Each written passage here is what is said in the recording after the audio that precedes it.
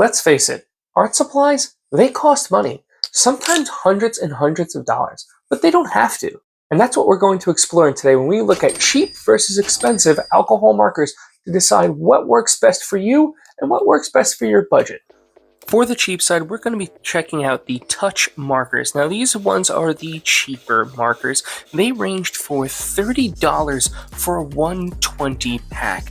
And as you can see, I'm just kind of getting a feel for them, seeing what they layer like, what the pointed edge looks like, because it does not have a brush nib. And that's usually where you're going to see where the cheaper markers lay. When you see markers that are exceptionally cheap, almost invariably there is not a brush tip. And if there is, then that's when the quality is really low. But as you can see with the Ohuhu, they layer just as nice and just as smooth, but there is one fundamental problem that I'm having. It's just, I don't know, it's kind of weird. It doesn't fit well in the hand. When you have all these little round edges, but it's a square box, it just doesn't hold right. But I absolutely love the way these feel. It's got a contoured edge that really just fits well in your hand. So you wind up not getting too many hand cramps when you're drawing over continuous hours. All that aside, let's lay down the groundwork for what this challenge is going to be all about. And here are the few simple rules. One, we're going to use all similar colors across both sides. If I can't get the exact same name and wording across the colors, I'll use a close variant. Two is that I'm only going to use the broad side of the nib. And the reason that I'm only going to use the broad side of the nib is because I want to test the artistic quality. If I use purely the pointed nib, then I can get really amazing blends and really simplify the drawing to where it would be hard to determine if the marker is doing it or the artistic skill is coming forward. And that will also lead me into the third one, which is there will only be using the similar art layering style. I won't be using a whole lot of mixing. I'm going to be using a layering style. And the reason why I'm specifically doing it in this challenge format is because this is how you would introduce yourself to alcohol markers. So if you're new and you're trying to learn alcohol markers for the first time, you might not know how to blend or blend efficiently, but you might layer on top pretty well to get transitional blends. So this is how we're going to do that. So that way, for any intermediate or new artist, you're going to get an example of what it feels like when you work with these markers. One thing that I have noticed is there's an incredibly large amount of warping. As you can see here, there's a ton of warping that's going on in that paper because of the markers. And that's because these markers absorb a ton of ink. And that's something that you're just going to have to be a little bit mindful of when you start to work with any kind of alcohol markers, but specifically ones that are on the cheaper side. There's going to be a lot of bleeding between colors. So how you can best avoid this is by using what I like to call the acrylic marker technique. You want to treat these like these are acrylic paints. If you do, you'll get fantastic results. If you let each area dry and then subsequently put another layer of pigmentation down, you're going to get really good blends.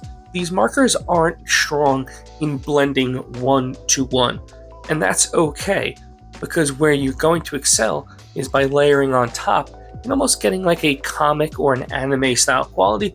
They'll work tremendously well. So what I would best suggest with this marker or any kind of cheaper value marker is that you want to, once again, let it dry between uses, and then you can blend, but blend softly. Now, I know I said I'm not going to blend, but here's the thing. It's just because they won't blend as easily as a traditional quality alcohol marker. Overall, so far the results are really promising. I like the way they layer. I think they layer efficiently well. The black is really pungent. The dark grays really pop, which is something I was a little bit shocked about because you don't normally see that in a traditional cheaper marker, but boy, do they just layer so well. And as we finish up the rest of this piece here, you can see I kind of pushed the grays a little bit in the jawline, but that's just because the silhouette of the image that I was working with, I think it just hands itself really well. I did find that when I let it dry thoroughly, there was less warping. So now let's go on to the Ohuhu side.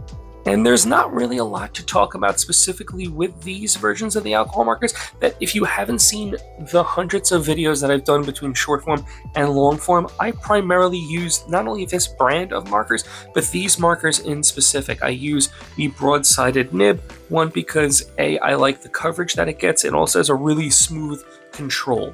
So I will say there's not really a lot to say. They blend fantastically well, but we're not going to do too much blending. It's going to be lots of layering. But in my opinion, the saturation of color on page is significant. There was a bit of variance between the colors that were on the caps and the colors that were represented on the page. Both colors were sometimes exactly the same as per what was described on the cap, but when I applied it on the page, it was a little bit different. Not to say one is wrong or the other, it just gives it a different flair. On the left, it has much more an illustrative quality to it. Lots of bright, vibrant colors. On the right, it's kind of like a watercolor, very subdued, very mysterious, almost surreal, dreamlike quality to it, which is maybe why I tend to like Ohuhu. I love that level of saturation where it's not a paint pen. It doesn't just jump off the page. I like the fact that it's a little muted. It's not too intense and it's not too strong. You can make it intense and you can make it strong. It's just how it jumps off the page at that particular moment.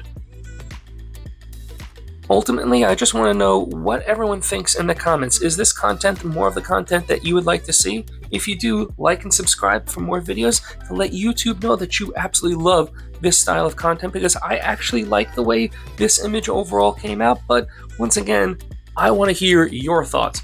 Do you like the Ohuhu side? Do you like the touch on the cheaper side? Once again, this is how you feel and what works for you financially, because inherently that's what this series is about, is testing whether the cheap stuff can hold up to the quality stuff, but with an artistic mind that is meant for a beginner and intermediate artist and not necessarily through the lens of a professional artist.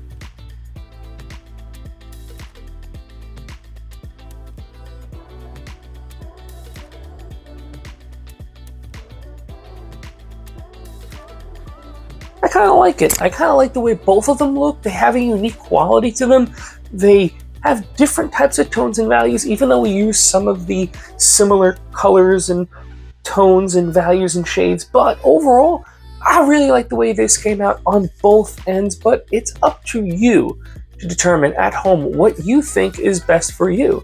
Personally, I love my Ohuhu, but the touch markers aren't bad if you're a beginner artist, and I would definitely recommend them and definitely want to give them a try.